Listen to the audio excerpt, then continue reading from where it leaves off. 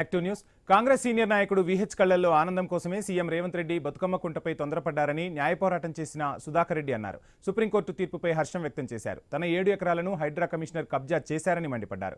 ప్రభుత్వ పథకాలకు నిధులు లేవంటూనే ఇక్కడ 8 కోట్ల రూపాయల ప్రజాధనాన్ని దుర్వినియోగం చేశారని విమర్శించారు. దాన్ని కూడా మేము మొత్తము హైకోర్టులో సబ్మిట్ చేయడం జరిగింది. దానిపైన హైకోర్టు మొన్న 17 మార్చికు ఆర్డర్స్ ఇష్యూ చేసింది. దాంట్లో రంగనాథ్ గారు, హైడ్రా కమిషనర్ రంగనాథ్ గారు కంటెంప్ట్ చేసినారు అనేసి డిక్లేర్ చేసి జడ్జిమెంట్ ఇచ్చినారు.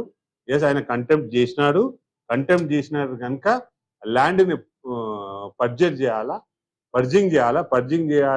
మొత్తం యాజ్ ఇట్ ఈస్ ఎప్పుడైతే స్టేటస్ కో 12 తారీఖు నాడు ఇచ్చినామో దానికి వాపస్ తీసుకురావాలి, ఉన్నే వారి అన్ని తీసేసేయాలి. ప్లస్ ఎక్కడ కూడా హైడ్రా అన్న వాళ్ళు కనపడకూడదు.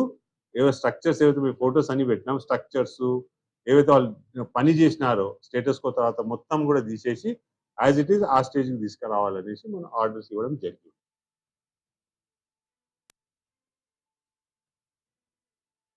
దాన్ని కూడా మేము